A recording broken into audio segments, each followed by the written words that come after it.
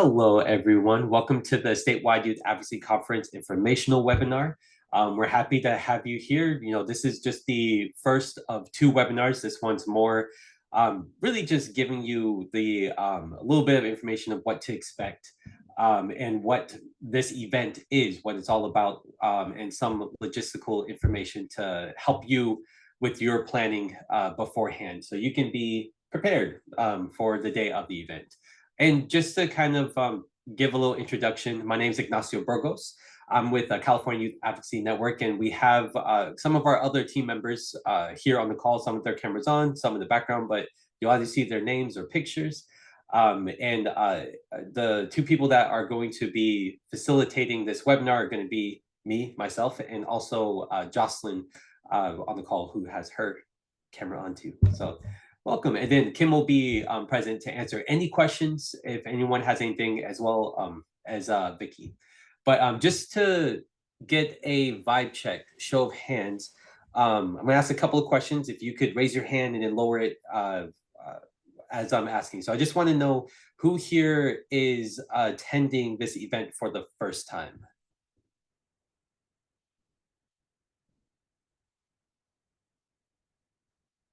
You can do a thumbs up or raise your hand. All right. Thank you, Jacqueline. And then I see a couple other familiar names. Okay, and then can you let me know if you've attended the event like multiple times, more than once?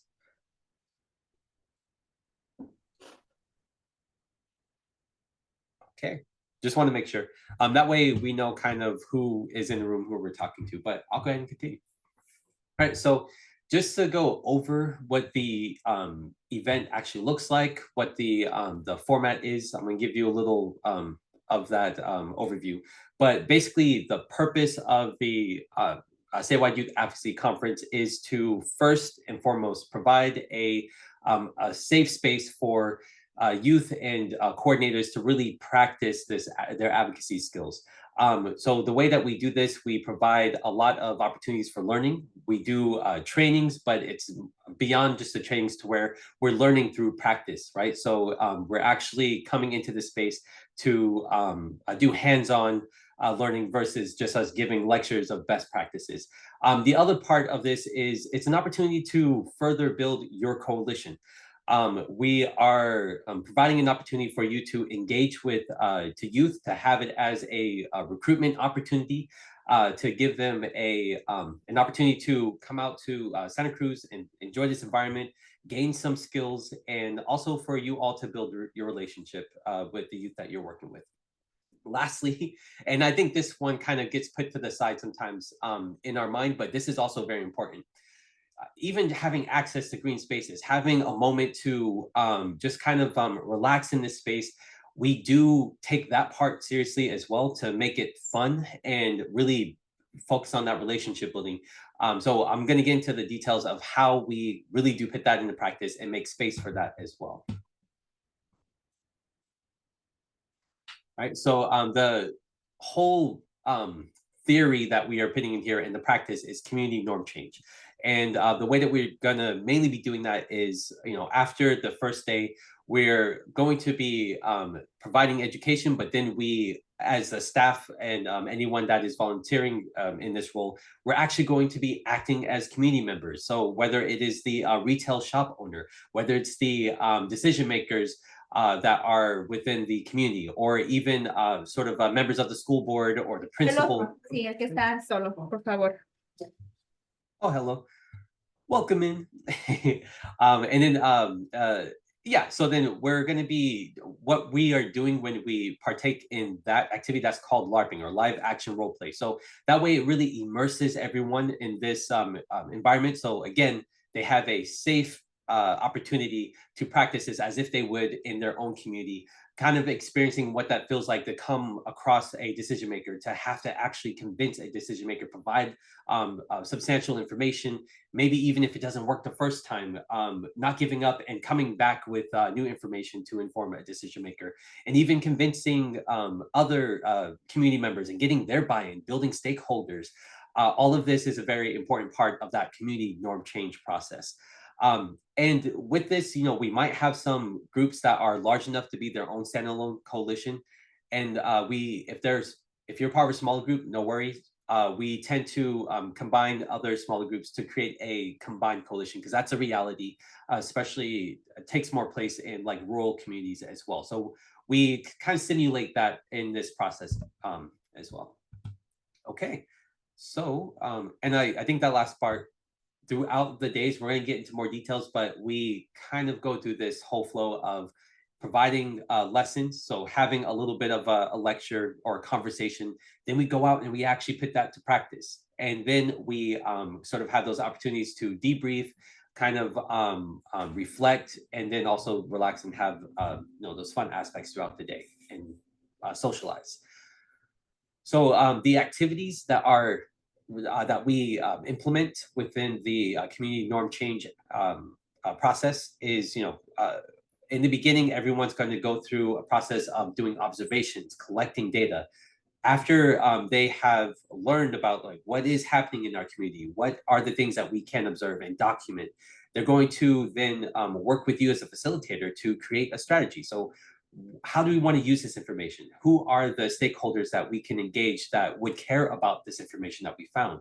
And also, how can we create a key message around this data to present to a decision maker to convince them to want to really support us in this process of change?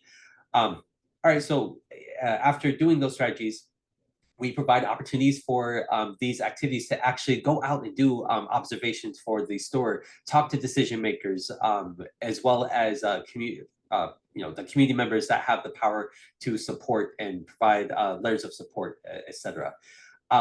And on the very last day, that's when we do that live presentation where each of the coalitions will present to the board of decision makers, and they get to say their case. They get to provide or showcase their information that they learned, and hopefully if they did everything right, if they met with the decision makers, they built that relationship beforehand, the board is going to approve their policy that they're proposing, right? So we're kind of showing the long-term process and the outcomes that come from all of those little activities beforehand.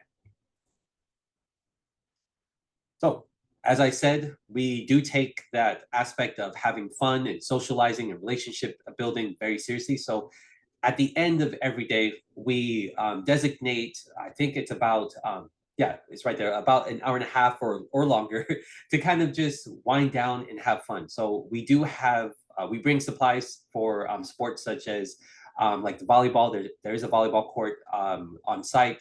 We have a large open field to do things like play like soccer, do other events or activities, relax and lounge, or play frisbee. All those are kind of common activities. But there's also a swimming pool. So your youth that are coming, and you as well, can enjoy that if it's warm enough.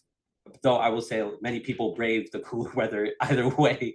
So it doesn't really stop anyone from partaking in that activity. And then we also bring a lot of other fun activities such as board games and sort of crafts, just to keep everyone engaged, so everyone kind of has something to do, depending on what their interests are. Another thing that we do, like after we have just the free time and dinner, we provide, I think on the first day, an ice cream social. This is just a good way to really set the tone, let everyone know that this is a safe, welcoming space. This is a time to socialize and get to see who else is coming to this event outside of your own coalition. On the second night, we usually facilitate a campfire circle where we have sort of like, the camp songs or activities. Sometimes we play one of my favorite games, which would be Werewolf, which is kind of another form of like Mafia, if anyone's heard of that game. But try to make it exciting, inclusive, and really engaging. And the night before everyone presents, we actually have a fun town hall and PSA showcase. So this is just a great way for everyone that has been working on, again, one of those activities when you're building a public safety announcement. We get to show all those videos for everyone to see, so that all of their hard work gets to be celebrated and sort of seen by everyone else there.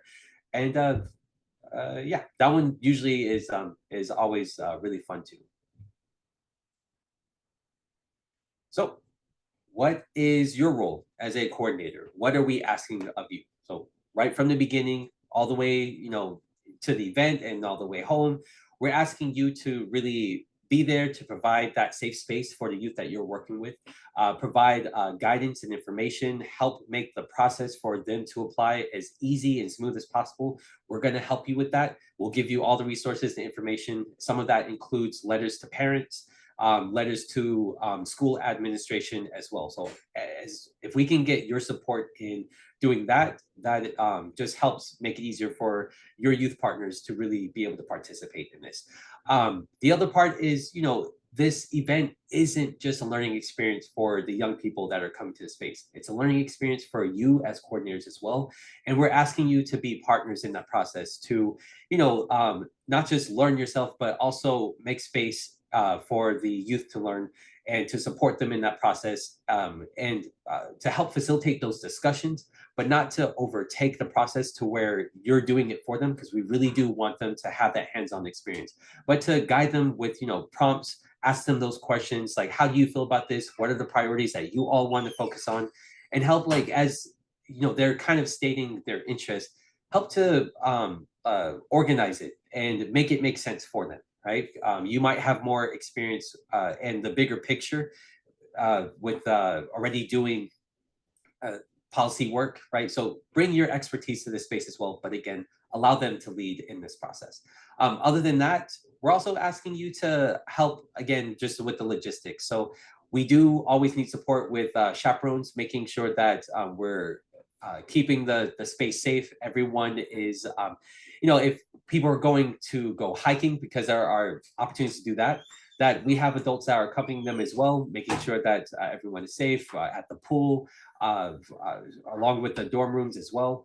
And the other part, we do need your help with volunteering for watching over the pool again, for doing the meals. We ask that you at least volunteer for maybe 1 or 2 meals. That way, we're all kind of contributing, helping the staff out, because it is a limited staff at the site. So all of that just makes it a more positive experience. All right. I hope I didn't talk everyone's ears off. I'm going to go ahead, pass it along to Jocelyn, and I've got control side, so just let me know when you're ready for me to pass. Okay. Hi, everyone. I'm going to be talking about the conference logistics as well as the registration steps. The conference is going to be held at Happy Valley Conference Center, and this is the center that we've been having the conference at for the past few years, and we really like it. The staff there is amazing, and like Ignacio had mentioned, it is close to Santa Cruz. It's just some minutes away, so yeah, we're gonna be like local, but still kind of out by the redwoods. Just very quiet and relaxing area to be in. Next, please. Okay, so we are arriving on Monday, July 14th, and check-in is anywhere from 2 p.m. to 3:30 p.m. So a couple of the CYAN staff will be under the gazebo. And like Ignacio had mentioned, we will be doing a second webinar. So that's going to be more specific, and we're going to go into detail of where to meet and where you can park and gate codes and all of that stuff. But just for now, just know that we are doing check-in from 2 to 3:30 p.m.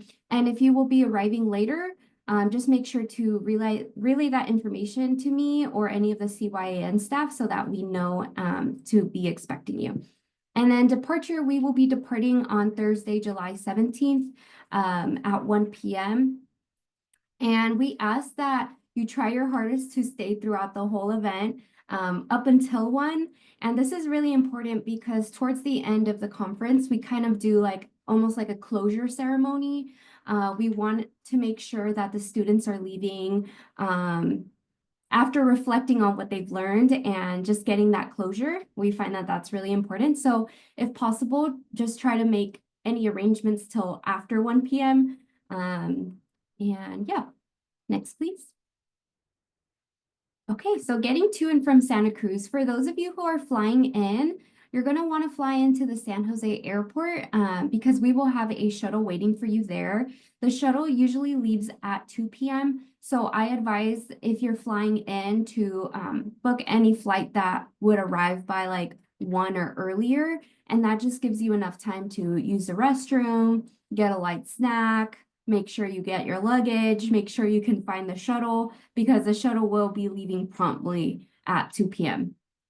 And then I think it's like a 45-minute drive from the airport to the conference site. And then for those of you who will be coming in on train, we ask that you go to the Diridon Amtrak station in San Jose because we will also have the shuttle picking people up from there as well. And as a reminder, we do not allow anyone under 18 to drive themselves to the conference. Just a liability thing, but we do have a parking lot on site. So for those of you who are bringing a van or your own shuttle, we do have a parking lot there. Next, please. Okay, so now getting into the meals, all meals will be offered at the dining hall, so no need to leave the conference site for anything. We do ask that adult partners, coordinators volunteer to serve at least 1 to 2 meals during your stay. That just kind of helps things flow smoothly. And like Ignacio said, the staff there is very limited. So if you could help out, that would be great. And we do offer a variety of dietary options, such as vegetarian, vegan, dairy-free, and gluten-free options. As far as cabins go, everyone will stay within their group in the same cabin unless there's a gender difference. Then we are good about matching either youth or coordinators with other groups of their respective gender. And as far as cell phone use goes, we do have Wi-Fi on site, but we only share it with the adult coordinators. If youth do need to call any parents or guardians, we ask that they either ask the CYN staff, the office staff, or coordinators to use their phone. And this is just so that we can limit the phone usage because we want everyone to be present, and the less distractions, the better. Can I add to that? Oh, yeah, go ahead. Just like even we've had surveys where young people have expressed that how they appreciated being out in a space without access to their phones, social media, etc. And it's a great opportunity for that like digital detox. And also that pass alongs to you all as coordinators as well. Try to be present, please, right? Also keep your phones to the side as we're going through the event, because the one big purpose again is really to build that relationship, socialize, be in that space with everyone. So, you know, if you can, right, bring a book. If you're not the most social person, but at least like be there. Yeah. Thank you. Okay, and then this is our camp nurse, Hazel. She's been with us for the past few years, so she kind of knows how the conference goes. Hazel will be provided a binder of everyone's medical information that is submitted. So this is like medical conditions, any allergies, any information you or your youth provide on those registration forms, she will have in a binder. We do ask that coordinators be in charge of their youth's medications, especially with EpiPens. If I would ask your youth if they have an EpiPen, and if they do, please remind them to bring it just in case. And Hazel is able to provide first aid, but that's about as far as she can provide. But if, say, anything were to happen, there is a hospital 10 minutes away, and then there's a fire station about a mile away from the conference site. Okay, now I'll be going over the registration steps. So the first registration step is registering your coalition. So this lets us know that your coalition is interested in coming. And when you register your coalition, it's going to ask questions like how you're getting to the conference, if you're in need of any financial assistance, and anything like that. And that's where you'll also have a chance to input any medical information about yourself. So if you haven't already, the link can be found on our website. It could be found on, well, I posted it right there, surveymonkey.com. And then you can also scan this QR code, and the deadline for this is going to be June 6th. So about a month from now, just make sure you register your coalition. And to touch back on the financial assistance piece, this is a free event for lodging and your meals and any activities done on the site. All of that is at no cost to you. If you do find that you're having trouble with travel assistance, things like that, just finding a way to get to the conference site, you're gonna go ahead and mark that in your registration form. There's a question on it, and we are hoping to have travel scholarships available for those groups that need them, but we are still waiting on some details to hear back about if we're able to provide that assistance or not. So if you're interested in that, just go ahead and mark it in your registration form, and I'll follow up with you once we know more information. Okay, so after you complete step 1, you will be receiving an email from me, and that is where the instructions will be for step 2. And this is where you will register everyone coming from your group, including your youth. So the first step kind of just lets us know, like, hey, like, our group is interested in coming. The second step is, hey, our group is interested in coming, and here are the people who are coming. And this is going to ask for any dietary food restrictions, pronouns, things like that, so we can get started on like name tags and stuff. And this email will also have a link to the registration forms. So each coalition is able to bring 2 adults and 5 youth. We do provide exceptions sometimes. So if, say, for whatever reason, I don't know, something happened, please reach out to me and we can work with you. And the deadline for that is June 20th. Okay, and the step 3 is just turning in those forms. So like I said, there will be a link in that email after you've registered your coalition, and you'll have access to all of these forms. So once you and your youth turn in the forms, you'll be all set to go. And this step is due by June 27th. So you're able to either fill them out digitally or by hand and scan them, and you can send them to my email. And the forms will be available in English and Spanish. Okay, so as a recap, the first step, just letting us know your coalition's coming, is on June 6th. That's the deadline. And then the second one is registering your youth and any adult partners that are coming. That's June 20th. And then you're going to want to turn in all of the forms by June 27th. Okay. And can you pause it real quick? Oh, thank you. Okay, so this video is a video that one of the students made last year. Her name is Luciana, and she's just so talented, and we show this video whenever we can. And it's currently on our website, but we uploaded it to YouTube, and YouTube struck it as copyright because of the music. But I put it on Canva so that we can all take a look at it, and I feel like it really just captures the essence of camp and just like happy smiles, and you can really see that it's not all work, you know, there's fun in this too. And I think Luciana did a great job at capturing that. Ignacio, if you're able to start your audio, I don't know. Yeah, I just clicked it. I'm gonna go back and forth so it starts the video from the beginning.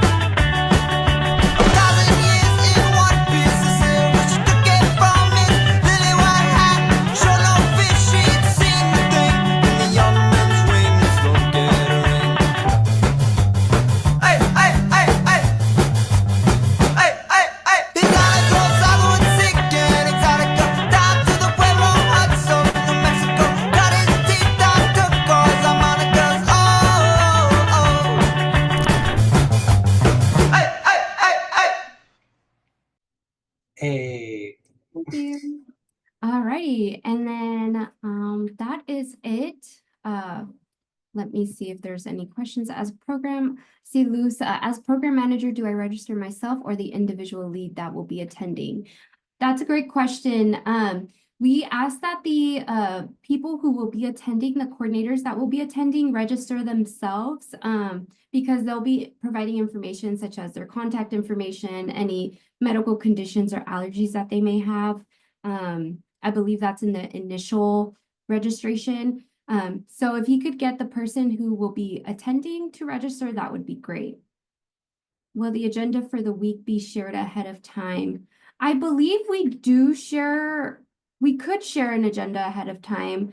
Usually we have it printed out and we give it to you on site. But if you're in need of the agenda beforehand, I'm sure we can give it out. I don't know, Vicky or Kim, if that's a possibility. Yeah, and we also have, so this webinar is just to help you all get a feeling of what the event is going to be like. And then as we get closer, we'll be having a second webinar for all of the coordinators that are attending. And at that time, we'll be sharing the detailed agenda, all of the travel plans, all of those things. But the agenda doesn't change too much from year to year. So happy to, if you want to email any of us, we can send you the agenda from last year so you can get a sense of what it looks like ahead of time.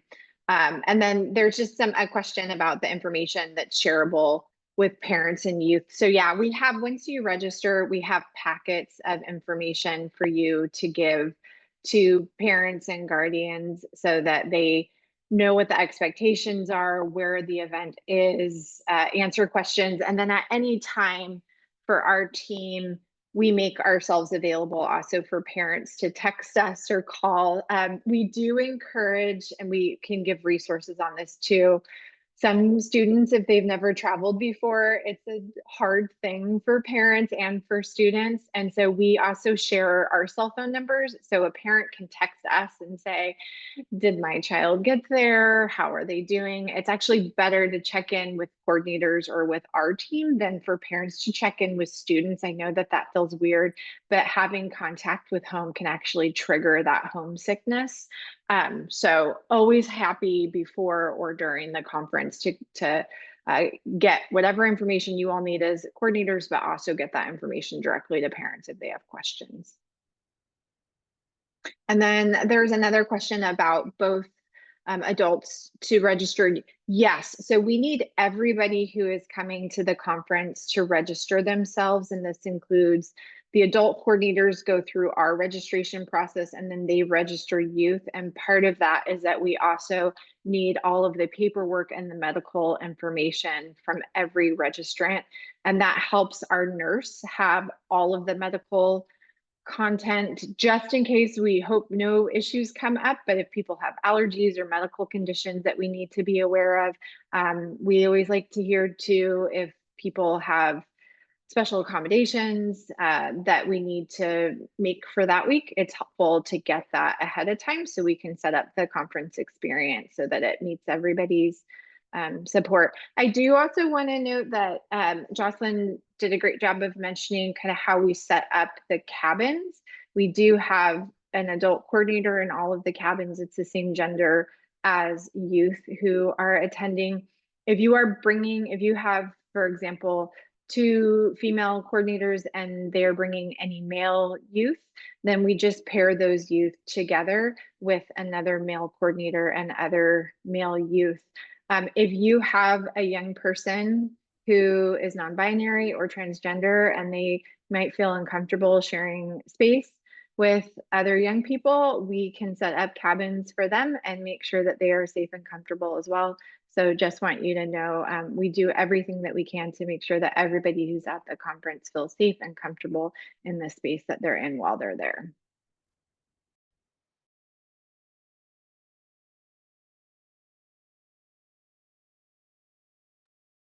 Okay. Does anyone else have any questions? For that second meeting that we will go more into specifics about, that link or that registration link will be sent out to the coordinators who register. This video itself will be posted on our YouTube, but the coordinator webinar, the second one, will be unlisted. So you will only receive a link to register to that webinar once you register your coalition. And this just makes sure that all the information like the gate code and any other specific stuff stays within the people who will be attending.